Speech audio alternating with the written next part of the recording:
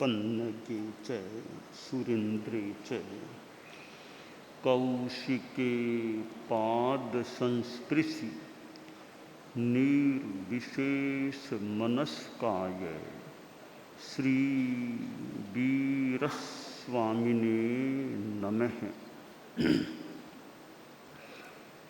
उत्तरध्ययनानि आगम में कहा गया है, प्रश्न किया गया, थव थुई मंगलेनम भन्ते जीवे किं जनये। स्तव स्तुति मंगल से जीव क्या प्राप्त करता है। साधना के क्षेत्र में ज्ञान का भी महत्व है। स्वाध्याय ज्ञान से जुड़ा हुआ है। तप के 12 प्रकारों में विनय भी है, वैयावृत्य भी है, स्वाध्याय भी है, ध्यान भी है और भी कई हैं। तो स्वाध्याय एक ज्ञान यज्ञ का प्रयोग, ज्ञान योग है। और यहाँ तक कहा गया, बारस विहम में भी तवे सभ्यंतर बाहिरे कुशल दिट्ठे नय अत्थि नवि अहो ही सज्जाय समम तवो कम्मम।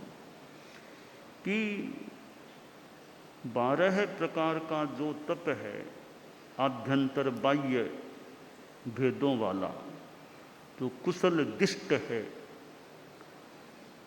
उस तप में यानी 12 प्रकारों में न तो हैर न कोई आश्रय होगा। स्वाध्याय के समान कोई दूसरा तप नहीं है। यानी यहाँ सर्वाधिक महत्व स्वाध्याय को दिया गया है। इस स्वाध्याय से ज्ञान मिलता है, एक आलोक मिलता है, पथ प्रशस्त बन जाता है। इसलिए स्वाध्याय का साधना के क्षेत्र में महत्व यथा योग्य रूप में है। तो स्वाध्याय एक ज्ञान योग, ज्ञान यज्ञ का प्रयोग माना जा सकता है। इधर यह कर्म योग यानी सेवा आदि जो कार्य को हम कर्म योग मान ले, कार्य करना, सेवा करना, सेवा भी एक बड़ा कार्य है। जो अक्षम है, ग्लान है, अथवा अक्षम और ग्लान तो नहीं है पर सेवा लेने के योग्य हैं, अधिकारी हैं, कि आचार्य उपाध्याय भले ग्लान नहीं, वृद्ध नहीं, पर फिर भी वे सेवा लेने के अधिकारी हैं। आचार्य स्वयं चाहे तो किसी की सेवा करे, चाहे तो न करे, कोई बात नहीं। कि कोई बीमार साधु है, सामान्यतया भी गोचरी लाओ, पानी लाओ, तो आचार्य चाहे तो गोचरी पानी करे, भले मत करो कोई दिक्कत नहीं, करो तो कर लो, मत करो तो मत करो, कोई दिक्कत, वो आचार्य हैं। सामान्य साधु हैं भी, उनको तो मौके पर तो आचार्य को भी मौका आ जाए तो सेवा में लगना चाहिए, द्रव्य क्षेत्र काल भाव देख कर। फिर भी मान लें वो तो नायक हैं, तो उनकी अलग बात मान लें। पर सामान्य साधु साध्वी हैं, उनको तो मौके पर विशेषतया वैयावृत्य में सेवा में लगना हो सकता है। कि भाई कोई सेवा केंद्रों में साधु साध्वियाँ हैं, तो उनकी सेवा करना प्रमुख कर्तव्य होता है सेवादाइयों का। कि भी हमारा तो इस बार प्रमुख कार्य सेवा करना है। स्वाध्याय होगा जितना होगा, सेवा अभी हमारे लिए मुख्य है। स्वाध्याय थोड़ा गौण भी हो सकता है। तो सेवा की जरूरत है तो चारित्रात्माई अपने आप को सेवा में नियोजित कर दे। एक है भक्ति योग, ये विनय है, भक्ति करना, स्तुति करना, बहुमान करना, ये विनय एक भक्ति योग मान लें कि जो गुणवान है निश्चल भाव से, स्वाभाविक रूप में कोई प्रदर्शन की भावना से नहीं, निश्चल और निर्माण निरहंकार भावों से स्तुति करना।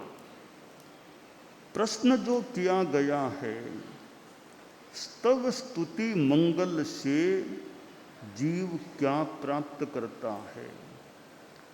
3 शब्द आ गए, स्तव, स्तुति और मंगल।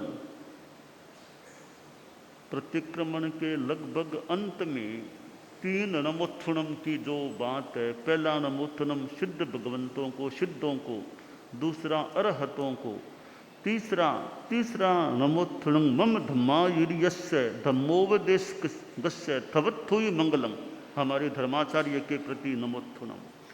तो धर्माचार्य के लिए कहा गया थवत्थुई मंगलम, मम धम्मायुर्यस्य धम्मोपदेशस्य, मेरे जो धर्माचार्य हैं, भगवान महावीर भी यूँ धर्माचार्य ही थे, वो भी धर्माचार्य थे, जो मेरे धर्माचार्य हैं, या मम धम्मायुर्यस्य, यानी दुनिया में धर्माचार्य और भी हो सकते हैं, पर मेरे धर्माचार्य उनको मैं नमस्कार, क्यों मेरा काम तो उनसे पड़ता है ना, उनसे मेरा रिश्ता है। तो मम धम्मायुर्यस्य धम्मोपदेशस्य, यहाँ वो संभवतः सारे आचार्यों को नहीं लिया गया, मेरे धर्माचार्य जो हैं, जो जिनका स्तव स्तुति भी मंगल है, उनको मैं नमस्कार करता हूँ। तो स्तव स्तुति मंगल 3 शब्द आ गए हैं। स्तव और स्तुति में क्या अंतर है? ऐसे देखा जाए तो एक ही धातु के दोनों रूप निष्पन्न हुए हैं, एक ही स्तुंग, एक ही धातु से, स्तुति भी उसी धातु से, स्तव भी उसी धातु से, परंतु फिर भी 2 शब्द हैं तो यूँ तो एकार्थक मान लें। भक्ति बहुमान रूप, जो एक श्रद्धा का अर्पण करना है, भक्ति बहुमान पूर्वक, भक्ति बहुमान के रूप में श्रद्धा का अर्पण करना, वह स्तव स्तुति, स्तव है, स्तुति है।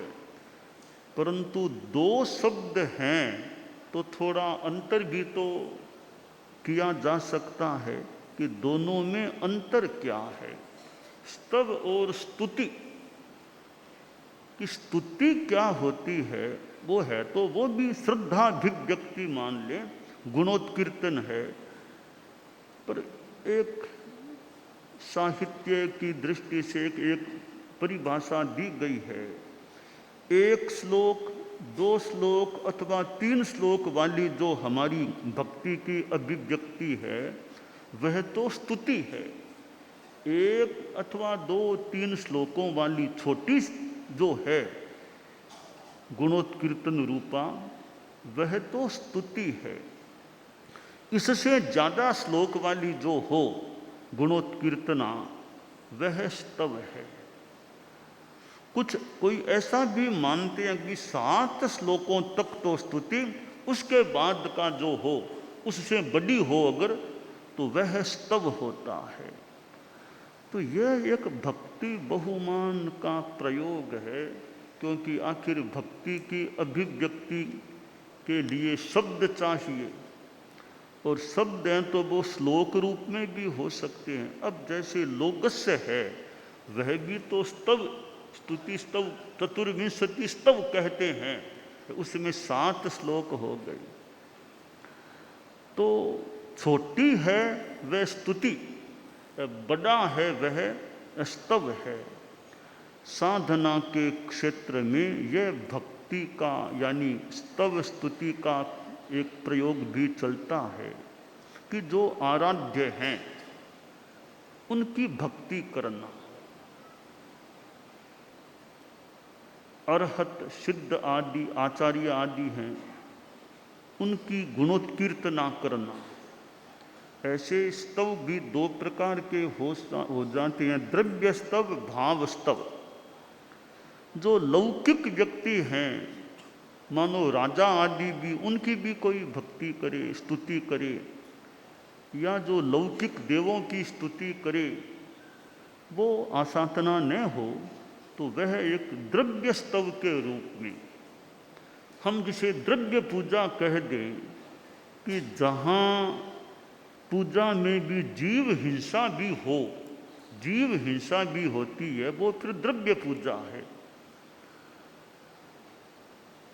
यह पूजा भक्ति के संदर्भ में चार भंगों की बात कि द्रव्येण द्रव्यस्य पूजनम, द्रव्येण भावस्य पूजनम, भावेन द्रव्यस्य पूजनम और भावेन भावस्य पूजनम। चार भंग बन सकते हैं।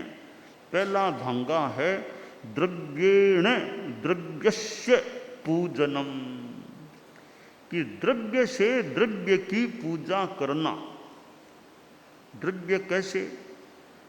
पदार्थ हैं, फूल है, फल है, अगरबत्ती है, धूप है, ऐसे जो द्रव्य है, चीजें हैं, इनसे द्रव्यस्य पूजनम, जो वास्तविक चारित्रात्मा या गुण संपन्न नहीं है, उसकी पूजा करना। या लौकिक है, वो कोई धार्मिक नहीं है, उसकी पूजा करना। या निर्जीव है, उसकी पूजा करना। तो हालांकि अलग अलग मान्यताएं हैं, विचार भी हैं, चिंतन भी, समीक्षा भी हो सकती है, पर सामान्यतया हम हमारी परंपरा के आलोक में देखें तो द्रव्येण द्रव्यस्य पूजनम, जो वस्तुतः गुणवान नहीं है, वो हमारा द्रव्य पूजनीय हो गया किसी का। पूजा का साधन भी द्रव्य है, पदार्थ है, धूप दीप आदि, चावल, अक्सर जो भी चीजें हैं, तो द्रव्येण द्रव्यस्य पूजनम। दूसरा भंगा है द्रव्येण भावस्य पूजनम, कि फल फूल नारियल आदि आदि के द्वारा है तो चारित्रात्मा, चारित्रात्मा है, पर उनकी पूजा द्रव्यों से, नारियल फूल आदि से कोई पूजा करे तो वो द्रव्य के द्वारा भाव जो वास्तव में है पूजनीय, उनकी पूजा हो गई। तीसरा है भावेन द्रव्यस्य पूजनम, भीतर में भावना भक्ति है, पर जो सामने पूजनीय माना जा रहा है वो वास्तविक गुण संपन्न नहीं है, तो वो भावों से द्रव्य की पूजा है। चौथा भंगा भावेन भावस्य पूजनम, शुद्ध भावों से, भक्ति भावों से, और वास्तव में गुण संपन्न पूजनीय चारित्रात्मा या सिद्ध भगवान, अरहत भगवान ऐसे हैं, उनकी पूजा करना। भावेन भावस्य पूजनम, तो चार भंग बन जाते हैं। द्रव्येण द्रव्यस्य पूजनम पहला, द्रव्येण भावस्य पूजनम दूसरा, भावेन द्रव्यस्य पूजनम तीसरा, और भावेन भावस्य पूजनम चौथा। ये चार भंगे हैं हमारी परंपरा में, हमारी जैन श्वेतांबर तेरह पंथ की परंपरा में। चौथा भंगा बिल्कुल निरपवाद है, कि भावों से भाव की पूजा करना, बिल्कुल निरपवाद, गुणवान की भक्ति भावना से वंदना करना, पूजा करना। तो यहाँ जो आगम में कहा गया, स्तव स्तुति मंगल से जीव क्या प्राप्त करता है, तो छोटी है वो स्तुति, 1 2 3 श्लोकों वाली स्तुति, और इससे बड़ी वो स्तव, अथवा 7 श्लोकों तक वाली स्तुति, उससे जो बड़ा वो स्तव होता है। तो स्तव स्तुति मंगलम, यह स्तव स्तुति भी अपने आप में मंगल है। तो इस स्तव स्तुति मंगल का प्रयोग करने से, भक्ति की अभिव्यक्ति करने से जीव को क्या प्राप्त होता है। अब जैसे कोई अरहतों की, केवलियों की, सिद्धों की, आचार्यों आदि की, साधुओं की भी मान लो, उपाध्यायों की, साध्वियों की भी मान लो। साधु साध्वी तो एक ही बात है। वैसे साधु साध्वी में खास कोई अंतर भी क्या है? ठीक है, पाठ में नमो लोए सब साहूणम आ गया, साहूणम पाठ आया है, पर हमारे यहाँ तो साध्वियों भी छठे गुणस्थान, सातवें गुणस्थान वाली सम्मत हैं। तो इस मान्यता के आधार पर ठीक है, दिगंबर आमनाय का एक अपना मत अलग हो सकता है। हमारी श्वेतांबर की, हमारी तेरह पंथ की परंपरा में तो कि साधु में भी छठा सातवां गुणस्थान वर्तमान में मान्य है, तो साध्वी में भी छठा सातवां गुणस्थान मान्य है। अब कोई कहे आहारक लब्धि वगैरह वगैरह के, वो नहीं भी। आहारक लब्धि वर्तमान में साधुओं में है क्या? कि साधुओं में है क्या? तो न साधुओं में है न साध्वियों में है, दोनों समान ही हो गए ना। कोई कि ये लब्धियाँ ये साध्वी में नहीं हो सकती, तो कोई पुराने ज़माने की बात होगी। एट प्रेजेंट वर्तमान में न तो साधुओं में वैसी आहारक लब्धि न साध्वियों में, इसलिए दोनों समान स्तर के भी काफ़ी या प्राय या पूर्णत या जो भी मान लें। इसलिए साधु भी वंदनीय है तो साध्वियाँ भी वंदनीय होते हैं, कि क्योंकि छठा सातवां गुणस्थान उनमें भी सम्मत है, इसलिए वे भी हमारी परंपरा में वंदनीय। और हमारी परंपरा में तो महिला को भी मुक्ति का अधिकारी तक मान लिया गया कि साध्वी मोक्ष तक जा सकती है। तो यह स्तव स्तुति मंगलम, कि जो हमारे आराध्य हैं, अरहत हैं, सिद्ध हैं, फिर ठीक है आचार्य का थोड़ा ऊंचा दर्जा है, साधु साध्वियों का थोड़ा बाद का दर्जा है, आचार्य का ऊंचा दर्जा है। वर्तमान में तो अरहत यहाँ है नहीं, सिद्ध भगवान मोक्ष में विराजमान है, तो साधु समुदाय में आचार्य का एक प्रकार से सर्वोच्च स्थान होता है। तो मम जो कहा गया कि तीसरा नमोत्थुनम मम धम्मा युर्यस्य धम्मोपदेश गस्य थवत्थुई मंगलम, कि मेरे धर्माचार्य हैं, मेरे धर्मोपदेशक हैं, जो स्तव स्तुति मंगल हैं, उनको मेरा नमस्कार हो। तो लाभ क्या होता है स्तव स्तुति मंगल से? उत्तर में कहा गया थव थुई मंगलेनम नान दंसन चरित बोहि लाभम जनयई,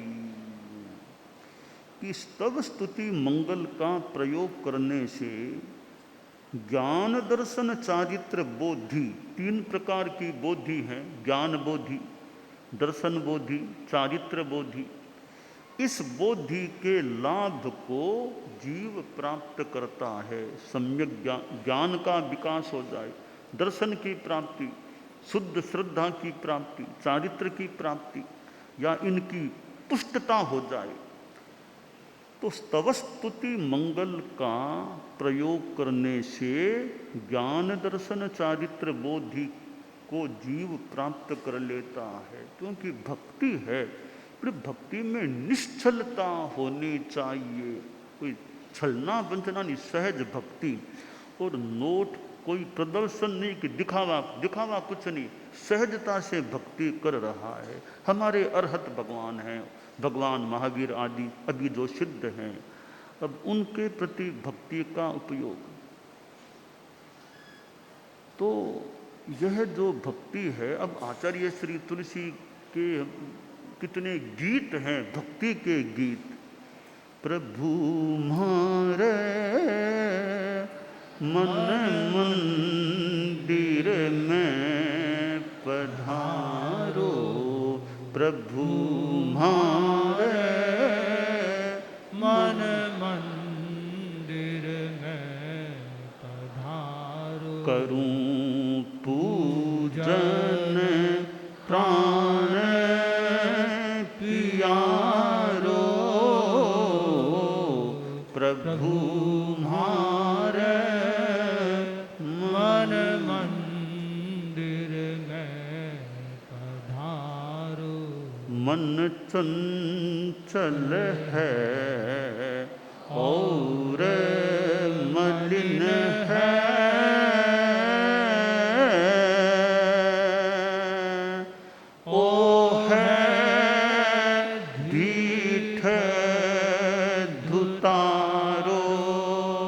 मन चंचल है और मलिन है, ओ है ढीठ तारो। सब कुछ है तब ही तो तेरू, सब कुछ है तब ही तो तेरू, सकरुण दृष्टि निहारो प्रभु मारे मन मंदिर में पधारो। प्रभु मारे मन मंदिर में पधारो। फल फूलारी भेंट करूं के, जीवन अर्पण मारो। फल फूलारी भेंट करूं के, जीवन अर्पण मारो। अगर तगर चंदन के चरचूं, अगर तगर चंदन के चरचूं, कण कण सुरभित थारो।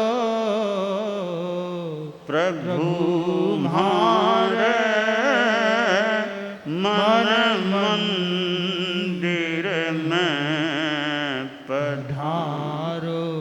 मारो स्वागत नाथ स्वीकारो। प्रभु म्हारे मन मंदिर में पधारो। करूं पूजन प्राण प्यारो।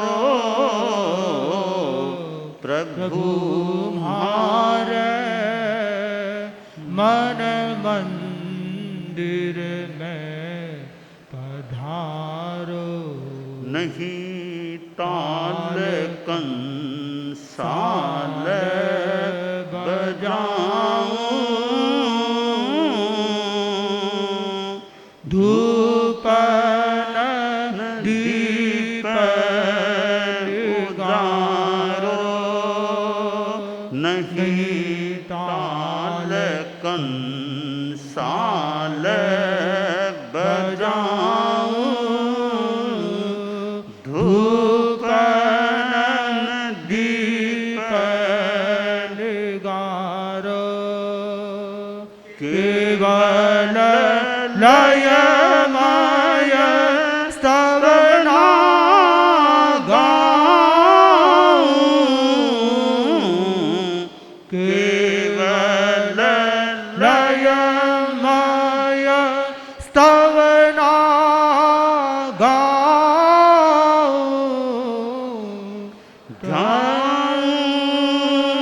ध्यान गुणारो। प्रभु म्हारे मन मंदिर में पधारो। पधारो। अब यह भगवान अरहतों की स्तुति में जो गीत है, अब कितना इसमें भक्ति का उपयोग है। और हमारे साधु साध्वियाँ समणियाँ गहराई से ध्यान दें तो हमारी परंपरा की विधि के अनुसार यह भक्ति की गई है। नहीं ताल कंसाल बजाऊं, धूपन आदि कुछ नहीं है मेरे पास, अगर तगर चंदन के चर्चों कण कण सुरभित थारो। तो इस प्रकार एकदम हमारी अमूर्ति पूजा की परंपरा के अनुसार जो भक्ति है इस गीत में की गई है। रचनाकार का इसमें वैदुष्य मुखर हो रहा है। निर्माण की रचना कला भी, साथ में वैदुष्य भी। किस प्रकार गीत में भी एक मानो सिद्धांत का संकेत भी दे दिया गया है कि हमारी परंपरा में पूजा की प्रविधि यह है, भाव पूजा की हमारी जो विधि बताई गई है वो एक रचनाकार का एक पटुत्व पाटव कह दें। एक और भक्ति की मानो कितनी उच्च एक भक्ति है। साथ में भक्ति की जैन श्वेतांबर 13 पंथ अमूर्ति पूजक परंपरा की प्रविधि उसको भी साथ में मानो संकेतित कर दिया गया है। तो अपनी अपनी परंपराएं हैं, उपासना पद्धतियाँ अपनी अपनी हैं। कोई दूसरों का हम कोई आक्षेप अनावश्यक किसी पर भी क्यों करें। भी मेरी यह विधि है, हमारे समुदाय की यह विधि है, हमारे धर्म संघ में यह विधि मान्य है। तो यह है भक्ति स्तव स्तुति मंगल। तो जो स्तव स्तुति मंगल करता है उससे ज्ञान दर्शन चारित्र बोधि का लाभ प्राप्त करता है जीव। अब उससे क्या होता है, नान दंसन चरित्र बोहि लाभ संपन्ने यणम जीवे अंत क्रियम कप्य विमानोव बत्तिगम आराहणम आराहे। कि ज्ञान दर्शन चारित्र बोधि लाभ से जो संपन्न जीव होता है वो या तो अंत क्रिया के योग्य बन जाता है, यानी मोक्ष में चला जाता है। पर अंत क्रिया न हो कि अंत क्रिया की स्थिति तो नहीं है, तो देवलोक में फिर जाता है। देवलोक में जो संकेत या बताया गया है, कप ये 12 देवलोक हैं, कल्पोपपन्न 12 देवलोकों में वो जा सकता है। और विमानोपपत्ति, विमान 9 ग्रैवेयक अनुत्तर विमान, इनमें भी कोई साधु कोई जीव जा सकता है। तो ये तब स्तुति मंगल से लाभ होता है। ज्ञान दर्शन चारित्र बोधि का लाभ बताया गया है। ज्ञान दर्शन चारित्र की आराधना करने वाला या तो अंत क्रिया करेगा यानी मोक्ष में चला जाएगा। चक्रवर्ती भरत हुए थे, चक्रवर्ती सनत कुमार हुए थे, गज सुकुमाल मुनि हुए थे। ऐसे कितने संत साधक जो मोक्ष को प्राप्त हो गए, अंत क्रिया करने वाले हुए थे।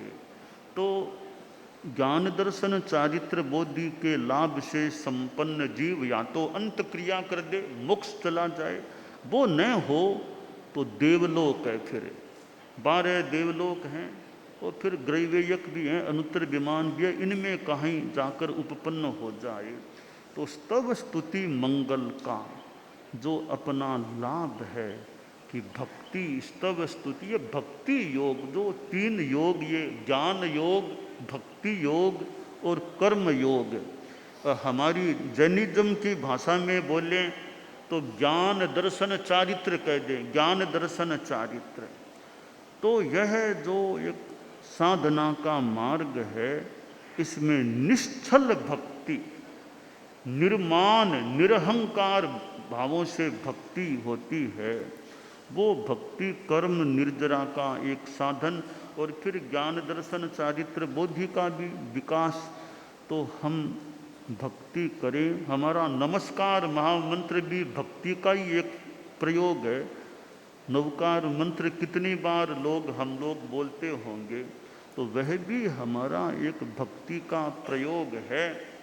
और जिसकी भक्ति करें उसके साथ कुछ तादाद में जुड़ जाए गुण संक्रमण, कि जिसकी भक्ति करें गुण संक्रमण, उसके उनके जो गुण हैं हमारे में भी उनके गुणों का विकास हो। हम सिद्धों की भक्ति करें तो भाई सिद्धों के गुण हैं, ठीक है, अभी पूर्णतया नहीं तो कुछ अंशों में हमारे में भी विकसित हो जाएं। तो स्तव और स्तुति 1, 2, 3 आदि श्लोकों वाली या 7 श्लोकों वाली स्तुति है। अब जैसे अर्हन्तो भगवन्त इंद्र महिता सिद्धाश्च सिद्धि स्थिता आचार्या जिन शासनोन्नति करा पूज्या श्री सिद्धांत सुपाठका मुनिवरा रत्नत्रयाराधका पंचैते परमेष्ठिनः प्रतिदिनं कुर्वन्तु नो मंगलम कुर्वन्तु वो मंगलम। एक श्लोक है एकदम, इसमें भी भक्ति की बात, पांचों परमेष्ठी के नमस्कार महामंत्र के 5 पद हैं, पांचों के प्रति एक मनोभक्ति की अभिव्यक्ति हो गई है। तो ये अरहतों के अपने गुण हैं, अरहतों के 12 गुण हैं, सिद्धों के 8 गुण हैं, आचार्य के 36 गुण हैं, उपाध्याय के 25 गुण हैं, साधु के 27 गुण हैं। तो ये कुल 108 गुण हो जाते हैं। 12, 8, 36, 25, साधु 27 गुण वाला, 108 गुणारी जपूं निरंतर मैं माला। जो भी जपूं 108 गुण वाले ये 5 हैं पद परमेष्ठी। इनके गुणों, इनमें जो गुण हैं तो जप करते करते मेरे में भी तो उन गुणों का संक्रमण, गुण संक्रमण हो जाए। तो जो अपना आराध्य है उसके प्रति भक्ति। एक दूसरी बात और है, एक तो व्यक्तिपरक भक्ति होती है, एक तत्वपरक भक्ति, तत्व की भक्ति। कि उदाहरण के लिए तमेव सत्यम निशंकम जम जिनेहिम पवेयम, भाई वो ही सत्य है, वह सत्य ही है, निशंक है, जो जिनों के द्वारा प्रवेदित है। वो भी ऐसे तो व्यक्ति भी जुड़ गए जिन, उनके द्वारा बताई गई बात के प्रति भी भक्ति है। सिद्धांत और आदर्श के प्रति भक्ति, इट इज माई आइडियल, यह मेरा आदर्श है कि यह कि मैं ईमानदारी रखनी है मुझे, मैं कभी चोरी नहीं करूं, अचौर्य का पालन करूं। अब अचौर्य कोई आदमी नहीं है, व्यक्ति नहीं है, एक तत्व है, एक चीज भाव है, या एक आचरण की चीज है, उसके प्रति भी भक्ति समर्पण। कभी मुझे अचौर्य का पालन करना है, मैं कभी जिंदगी में चोरी नहीं करूं। अब गृहस्थों में भी कोई संकल्प कर ले, मैं कभी चोरी नहीं करूं, यह मेरा संकल्प है। अब इसके प्रति समर्पण व भक्ति, कुछ भी हो जाए चोरी मुझे नहीं करना है, दूसरे की चीज मुझे नहीं उठाना, नहीं लेना, तो यह भी एक समर्पण कह दें, चाहे भक्ति कह दें। वो व्यक्तिपरक नहीं, वो सिद्धांत परक है, तत्व परक है। तो वो एक आइडियल जो है, आदर्श है कि आइडियल के प्रति हालांकि कई बार की पूर्णतया तो पालन करना मुश्किल है, अचौर्य का थोड़ी बहुत तो करनी पड़ जाए। If you can you should follow 100%, ईमानदारी का, ऑनेस्टी का 100% फॉलो करो। If you can not do so, try to 90%, 80%, 90-80% तो पालन करें, चेष्टा करें कि मैं कभी चोरी नहीं करूं, दूसरे की चीज मुझे नहीं लेना। और यहाँ तक है, ये व्यापारी उद्योगपति हैं कि टैक्स की भी कोई इधर उधर कुछ करे, वो भी एक प्रकार की चोरी ही है। टैक्स में भी गड़बड़ी करे तो वो भी चोरी करे, वो भी मैं नहीं करूं, मुझे नहीं करना। इतनी भक्ति समर्पण हो, यह सिद्धांत के या तत्व के प्रति भक्ति है कि मुझे ईमानदारी का पालन करना है, मुझे प्रामाणिकता रखनी है, ट्रांसपेरेंसी, ऑनेस्टी, मोरलिटी, कि मुझे तो ट्रांसपेरेंसी रखना, कोई लुकाव छिपाव कुछ नहीं, साफ है, कोई देख लो, सब खाते सब साफ है, कोई कभी आकर के देख लो, कोई मेरे हेरा फेरी कुछ नहीं है। तो ऐसी ये सिद्धांत परक भक्ति है, वो भी जीवन के लिए बहुत कल्याणकारिणी चीज होती है। तो व्यक्ति परक भक्ति और सिद्धांत परक भक्ति, यूँ दो प्रकार की भी ये भक्ति हो सकती है। तो हमारे जीवन में ये आगमकार ने जो बताया है, स्तव स्तुति मंगल की जो बात बताई है कि हम जो हमारे आराध्य हैं उनकी जो स्तव स्तुति करें, स्तव स्तुति अपने आप में मंगल है, उसका प्रयोग करें तो उससे भी ज्ञान दर्शन चारित्र बोधि का लाभ जीव प्राप्त कर लेता है, ऐसा बताया गया है।